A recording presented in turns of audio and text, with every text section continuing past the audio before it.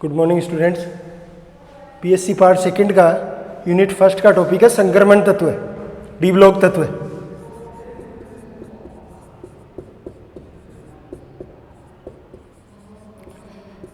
ऐसे तत्व है जिनका अंतिम इलेक्ट्रॉन डी कोष में प्रवेश करता है, तत्व कहलाते हैं। ऐसे तत्व है जिनका अंतिम इलेक्ट्रॉन, लास्ट इलेक्ट्रॉन डी कोष में प्रवेश, डी ऑर्बिटल में प्रवेश करता है, डी ब्लॉक तत्व कहलाते हैं। डी ब्लॉक तत्वों का सामान्य इलेक्ट्रॉनिक विन्यास n-1d 1 to 10 ns2 होता है, जिनके डी कोष में 1 से 10 तक इलेक्ट्रॉन शामिल होंगे, 1 2 3 4 5 10, वे सारे डी ब्लॉक के तत्व कहलाते हैं। ठीक है, डी ब्लॉक तत्वों को संक्रमण तत्व, डी ब्लॉक तत्वों का दूसरा नाम है संक्रमण तत्व। अब क्वेश्चन ये, संक्रमण तत्व क्यों कहा जाता है? डी ब्लॉक तत्वों को संक्रमण तत्व कहने के पीछे रीजन है, ये अत्यधिक क्रियाशील होते हैं, इनकी क्रियाशीलता बहुत अधिक होती है, इसलिए इनको संक्रमण तत्व भी कहा जाता है। अब क्रियाशीलता क्यों अधिक होती है? क्योंकि डी ब्लॉक के तत्व है एस और पी ब्लॉक तत्वों के मध्यवर्ती होते हैं, एस और पी ब्लॉक के मध्य आते हैं, इसलिए इनमें एस ब्लॉक तत्वों के गुण भी है, पी ब्लॉक तत्वों के गुण भी है। दोनों के गुण होने के कारण इनके क्रियाशीलता ज़्यादा होती है, इसी कारण इनको संक्रमण तत्व भी कहा जाता है। संक्रमण तत्वों का सामान्य इलेक्ट्रॉनिक विन्यास n-1d 1 to 9 ns2 होता है। डी ब्लॉक तत्वों का सामान्य इलेक्ट्रॉनिक विन्यास था 1 to 10, संक्रमण का सामान्य इलेक्ट्रॉनिक विन्यास है 1 to 9, मीन्स जिनके डी कोष में 10 इलेक्ट्रॉन उपस्थित होंगे, D10 इलेक्ट्रॉनिक कॉन्फ़िगरेशन होगा, उनको केवल डी ब्लॉक तत्व माना जाता है। संक्रमण तत्व की श्रेणी में उनको शामिल नहीं किया जाता। जैसे Zn, Cd, Hg, zinc, cadmium और तीनों का ही सामान्य इलेक्ट्रॉनिक विन्यास D10 होता है, वो अपन बाद में डिटेल में पढ़ेंगे। तो इन तीनों को केवल डी ब्लॉक तत्व माना जाता है, इनको संक्रमण तत्व के अंदर शामिल नहीं किया जाता। अब संक्रमण तत्व की डेफिनेशन, ऐसे तत्व है जो अपनी परमाणुवीय अवस्था, एटॉमिक स्टेट, और अपनी सामान्य अवस्था में n-1d 1 to 9 ns2 ऐसा इलेक्ट्रॉनिक विन्यास है, उनको संक्रमण तत्व कहा जाता है। ऐसे तत्व है जिनका इलेक्ट्रॉनिक विन्यास ये होता है दोनों अवस्थाओं में, परमाणु अवस्था में भी, परमाणु अवस्था का मतलब है 0 ऑक्सीजन अवस्था में, और अपनी सामान्य ऑक्सीजन अवस्था में, उनको संक्रमण तत्व माना जाता है। जिनका D10 विन्यास होगा उनको संक्रमण तत्व नहीं माना जाता। अब क्वेश्चन ये आता है, कॉपर, Ag, Au, और एक साइड में है Zn, Hg, Cd। इन तीनों तत्वों का सामान्य इलेक्ट्रॉनिक विन्यास होता है D10, और इन तीनों तत्वों का भी सामान्य इलेक्ट्रॉनिक विन्यास होता है D10, वो बाद में डिटेल में पढ़ेंगे अपन। इनको संक्रमण तत्व के अंदर शामिल नहीं किया जाता, D10 विन्यास है, इनको शामिल किया जाता है, D10 विन्यास है। रीजन इसके पीछे है, इन तत्वों का परमाणु अवस्था में विन्यास है D10, परंतु सामान्य ऑक्सीकरण अवस्था इन तत्वों की है +2। सामान्य ऑक्सीकरण अवस्था +2 में इनका विन्यास तीनों ही तत्वों का होता है D9। D9 विन्यास होने के कारण इन तीनों तत्वों को संक्रमण तत्व की श्रेणी में शामिल किया जाता है। इन तत्वों का परमाणु अवस्था में भी D10 विन्यास होता है, और सामान्य ऑक्सीकरण अवस्था +2 में भी D10 विन्यास होता है। दोनों अवस्थाओं में D10 विन्यास रखने के कारण केवल डी ब्लॉक के तत्व हैं, संक्रमण तत्व की श्रेणी में इनको शामिल किया जाता है। ओके, वर्तमान में अपने पास डी ब्लॉक तत्वों की, संक्रमण तत्वों की 3 श्रेणियां हैं। चौथी इनकम्प्लीट है, वैसे कंप्लीट हो गई है लेकिन सिलेबस में नहीं आई है, तो अपन केवल 3 ही श्रेणी पढ़ेंगे। प्रथम संक्रमण, द्वितीय संक्रमण श्रेणी और तृतीय संक्रमण श्रेणी। First transition state, second transition state, third transition state. प्रथम, द्वितीय, और तृतीय संक्रमण श्रेणी। प्रथम संक्रमण श्रेणी को बोलते हैं 3D सीरीज, द्वितीय को बोलते हैं 4D सीरीज और तृतीय संक्रमण श्रेणी को बोलते हैं 5D सीरीज। प्रथम संक्रमण स्टार्ट होती है स्कैंडियम से 21 से जिंक तक 30 नंबर तक। 21 परमाणु क्रमांक वाले तत्व है प्रथम संक्रमण श्रेणी 3D सीरीज के अंदर कंसीडर होते हैं। द्वितीय संक्रमण श्रेणी इट्रियम से स्टार्ट होती है, CD पे खत्म होती है। ये तत्व द्वितीय संक्रमण श्रेणी में आते हैं और तृतीय संक्रमण श्रेणी लेंथेनम से स्टार्ट होके मरकरी पे खत्म होती है। लेकिन इस श्रेणी में 14 एफ ब्लॉक तत्व भी सम्मिलित हैं जिनको अपन लेंथेनाइड पढ़ते हैं, वो अपन में डिस्कस करेंगे। तो प्रथम, द्वितीय और तृतीय संक्रमण श्रेणी अपन को सिलेबस में पढ़ना है। केवल प्रथम संक्रमण श्रेणी स्टार्ट है स्कैंडियम से, खत्म होगी जिंक पे 21 to 30। अब देखते हैं इसमें कौन कौन से तत्व कंसीडर और उनका सामान्य इलेक्ट्रॉनिक विन्यास। प्रथम संक्रमण में scandium, titanium, vanadium, chromium, ferrous, cobalt, निकल, कॉपर, जिंक 21 to 30, 21, 22, 30। स्कैंडियम का सामान्य इलेक्ट्रॉनिक विन्यास है 21 नंबर पे है। तो पहले आर्गन हो गया 18, के बाद 3D सीरीज और 4S सीरीज, ये सब में कंटिन्यू होगा 3D, 4S और आर्गन।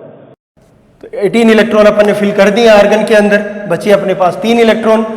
D की एनर्जी और S की एनर्जी में 4S ऑर्बिटल की एनर्जी 3D ऑर्बिटल से कम होती है, 4s2 3D 1। सीधा सा कंसेप्ट है, छोटा सा 21 नंबर का 21 जो 1 है लास्ट वाला डिजिट है वो हमेशा D का होगा सब में, और जो फर्स्ट डिजिट है S से रिलेटेड होगा। तो 2 1 हो गया 3D1 4s2। कंटिन्यू चलते थे 3D2 4s2, 3D3 4s2, 3D4 4s2, 3D5 4s2, 3D6 4s2, 3D7 4s2, 3D8 4s2, 9 4s2 और 3D10 4s2 हो गया। उसी के अकॉर्डिंग 29 नंबर पे था तो 2। अब एक छोटी सी प्रॉब्लम है, अपन ने ऐसे तो लिख लिया बट एक क्रोमियम और एक कॉपर ऐसा इलेक्ट्रॉनिक कॉन्फ़िगरेशन शो नहीं करते। इनका कॉन्फ़िगरेशन होता है क्रोमियम का 3D5 4s1 होना चाहिए था to sequence 3D4 4s2, but electronic configuration होता है 3D5 4s1। देखेंगे ऐसे ही सेम कॉपर का इलेक्ट्रॉनिक कॉन्फ़िगरेशन होना चाहिए 3D9 4s2, बट होता है 3D10 4s1।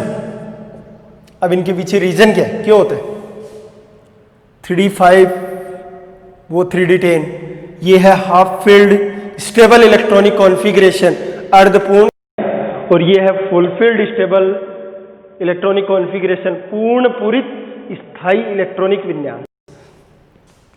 4s ऑर्बिटल और 3D ऑर्बिटल के बीच एनर्जी डिफरेंस बहुत कम होता है, बहुत कम शो। तो इजीली 4s ऑर्बिटल का एक इलेक्ट्रॉन 3D ऑर्बिटल में ट्रांसफर हो जाएगा। तो एक इलेक्ट्रॉन ट्रांसफर हो गया तो D ऑर्बिटल में नंबर ऑफ इलेक्ट्रॉन हो गए 5। Half filled stable electronic configuration एक इलेक्ट्रॉन ट्रांसफर होगा तो D ऑर्बिटल में इलेक्ट्रॉन हो जाएंगे 10। Full filled stable electronic configuration. आ जाए क्रोमियम और कॉपर अस्थायी इलेक्ट्रॉनिक कॉन्फ़िगरेशन शो करते हैं, means changeable electronic configuration show करते हैं। क्यों? रीजन है क्रोमियम के लिए half filled stable electronic configuration और कॉपर के लिए full filled stable electronic configuration. Argon के अपन नीचे लिख दें, सबको पता ही है वैसे 1s2 18 नंबर है, 2s2 2p6, 3s2 3p6। इसके आगे अपन ने शो कर ही दिया 3D4s स्कैंडियम टू जिंक। पहला फिजिकल प्रॉपर्टी हो गया electronic configuration. Second physical property, oxidation state पे सबसे इंपॉर्टेंट फिजिकल प्रॉपर्टी है ऑक्सीडेशन स्टेट। क्वेश्चन आता है सेकेंड ईयर में 100%, क्या आता है वो आगे डिस्कस करेंगे, बट आएगा जरूर। ऑक्सीकरण अवस्था,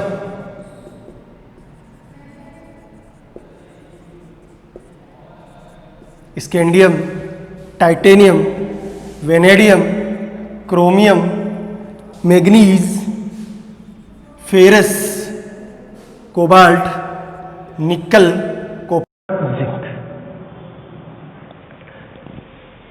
डी ब्लॉक तत्वों की प्रथम संक्रमण श्रेणी अन्य इलेक्ट्रॉनिक विन्यास है +3। सारे के सारे तत्व है जिंक को छोड़कर +3 शो करते हैं।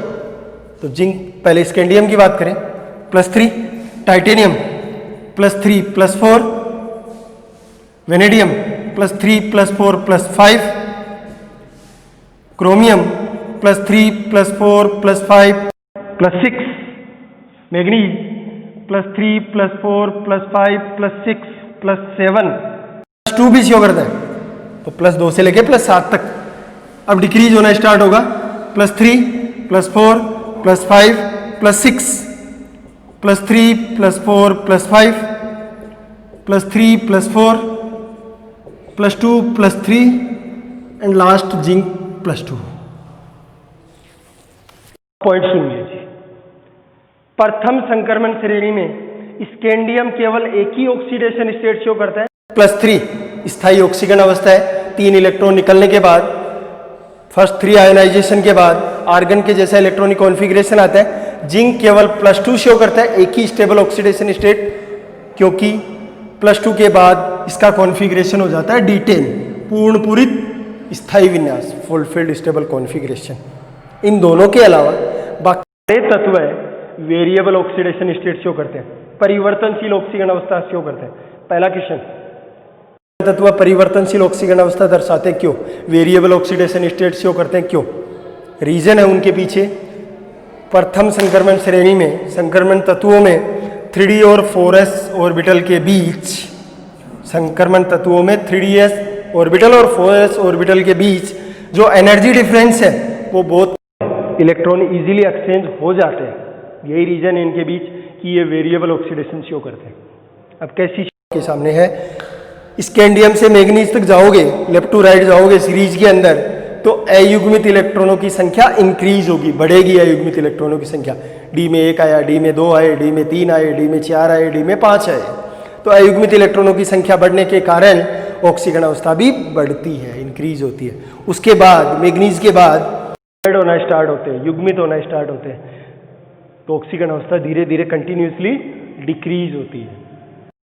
अगला क्वेश्चन, मैग्नीज सर्वाधिक ऑक्सीकरण अवस्था शो करता है क्यों? मैग्नीज के पास अधिकतम डी उपकोष में 5 अयुग्मित इलेक्ट्रॉन होने के कारण ये सबसे ज्यादा ऑक्सीकरण अवस्था शो करता है +2 से लेके +7 तक, और वैसे भी मैक्सिमम शो करता है +7 ऑक्सीडेशन स्टेट। ओके, अगला कॉपर +2 और +3 में कौन सी स्टेबल शो करता है? कॉपर स्टेबल शो करता है। ठीक है, ये हो गए इंपॉर्टेंट क्वेश्चंस। अब इनमें जो भी ऑक्सीकरण अवस्था स्थायी है मैं उनको अंडर टिक कर दूं। इसकी +4 ज़्यादा स्थायी है, इसकी +5 ज़्यादा स्थायी है, इसकी +6 ज़्यादा स्थायी है। मैग्नीज +2 और +7 शो करता है। Fe की +3, कोबाल्ट की +3, निकल की +3, कॉपर +2, जिंक एक ही ऑक्सीडेशन स्टेट शो करता है +2। तो सबसे ज्यादा ऑक्सीडेशन स्टेट शो करता है मैग्नीज +2, ये +7 तक, और वैसे भी मैक्सिमम +7। ओके।